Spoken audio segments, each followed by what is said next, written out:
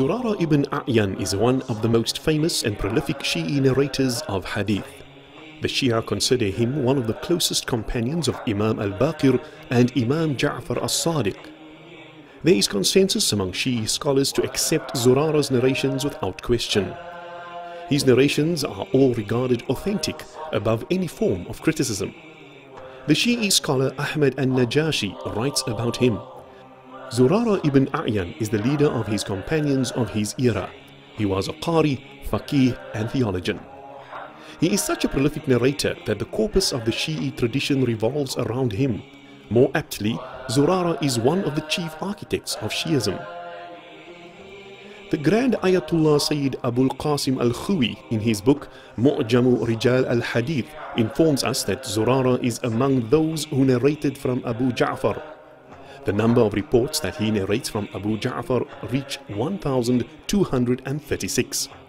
The total number of narrations reported from Zurara amount to 2,094. Abdul Hussein Sharafuddin al-Musawi quotes a narration ascribed to Imam Ja'far as-Sadiq in his book Al-Muraja'at. My father entrusted them with safeguarding the lawful and prohibited matters. They were the custodians of his knowledge. Today they are my faithful confidants and true friends of my father. They are the stars of my Shia, alive or dead. Through them Allah dispels all innovation. They protect the religion from the lies of innovators and the distortion of the extremists. One would imagine that individuals showered with such high praise would be the ultimate paragons of virtue and honesty. After all, they appear to be the true custodians of the heavenly religion who managed to achieve that which even those divinely appointed failed to achieve, protecting the religion from the lies of innovators and the distortion of the extremists. They were successful when even the brave and formidable Lion of Allah, Ali bin Abi Talib, failed. Instead of purifying the religion by correcting the wrongs of those who preceded him and outlawing their wayward practices, Asadullah al-Ghalib Ali bin Abi Talib was sadly forced to follow the path of the Khulafa before him and uphold their practices.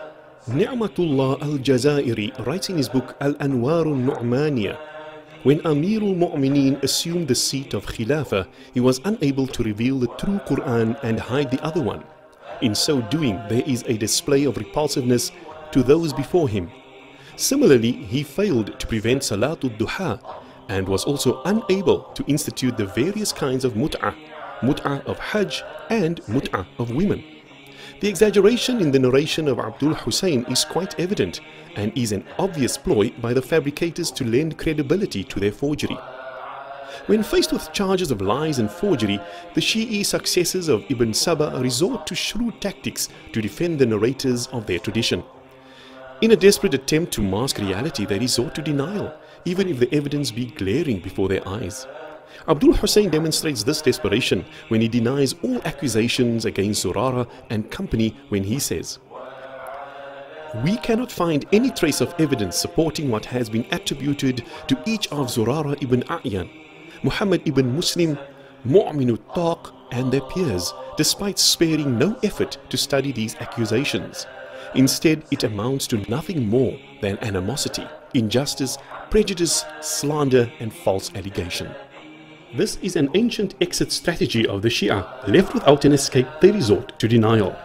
Let us now enlighten Abdul Hussein and his fellowship of scholars who are unable to find any trace of evidence supporting what has been attributed to each of them, namely that they were frauds, liars and fabricators who were openly condemned by the infallible Imams. Imam Ja'far as-Sadiq asked one of his Shia, "When last did you see Zurara?" "I haven't seen him for a few days," came the reply. Imam Ja'far then said, "Do not concern yourself with him. If he falls ill, do not visit him. And if he dies, do not attend his janazah." The narrator, astonished by the Imam's harsh words, asked, "Zurara?" He was utterly amazed that the Imam would pronounce such condemnation for Zurara. Zurara, who had portrayed himself to be a close confidant of the Imam. Imam Ja'far responded, "Yes, Zurara. زرارة شر من اليهود والنصارى ومن قال إن الله ثالث ثلاثة." Zurara is worse than the Jews and the Christians and those who say that Allah is but one of a trinity. Compare the damaging remarks of the infallible Imam with the hyperbole of Abdul Hussein and his companions who desperately attempt to do away with these narrations. The Ahlus Sunnah have always rejected the absurdities and fabrications of these liars and forgers. It is far-fetched that the noble family would have uttered such profanities as has been ascribed to them by these impostors. The Ahlul Bayt made public their disgust in the strongest terms, absolving themselves from the likes of these liars. Imam Ja'far would say, La'anallahu Zurara, may the curse of Allah be upon Zurara. Repeating it 3 times, signaling him out for fabricating against him, saying, Kadhaba alayya wallahi, by Allah, he has lied upon me. Imam Ja'far also said, no one has brought innovation into Islam as Zurara has. May Allah curse him. It is a fundamental tenet of Shi'i faith that the Imam is infallible. The Imam is the sole source of guidance in all matters of life, whether it be religious, political or social. No one has the authority to render his own opinion in these matters, let alone belie the Imam. This tenet of the Shia doctrine was obviously lost on Zurara, yet another sign of his impudence. Unless he was one of the architects of this doctrine without the knowledge of the Imam, if that were the case, he would be at liberty to serve his own interests by putting any statement into the mouths of the Imams. It has been reported that once a group of the Shia were discussing matters of halal and haram. Amongst them was Zurara. He then forwarded his own personal opinion regarding a matter on which he was asked, "Is this based on your own opinion or from narration?" He haughtily replied, "I know better. Are not some opinions better than narration?" Today, the Shia harp on the necessity to follow the Ja'fari faith, which is in fact the legacy of individuals such as Zurara, claiming that no other opinion has validity before that of the Imam. It is obvious that Zurara did not hold the same view as they do. The next narration puts things into greater perspective and will illustrate the degree to which Zurara regarded his own opinion better than others. Isa ibn Mansur, Abu Usama al-Shiham, and Ya'qub al-Ahmar narrate, "We were sitting in the company of Imam Ja'far when Zurara entered and asked, 'Hakam ibn Uyayna has reported from your father that he said, one should read Maghrib other than in Muzdalifah during Hajj.' Imam Ja'far answered, 'My father never said this. Hakam has lied upon my father.' Zurara then left saying, 'I do not think that Hakam lied upon his father.'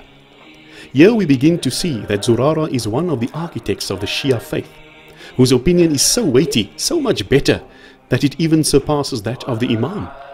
We believe the Ahlul Bayt to be pious and devout men of Allah, who were true in action and speech. They never uttered anything contrary to the Quran, nor did they go contrary to the true deen followed by the majority of the Ummah, known as the Ahlus Sunnah wal Jama'ah. The honorable Imams of the Ahlul Bayt tried their best to admonish these deviants, but sadly their pleas fell upon deaf ears.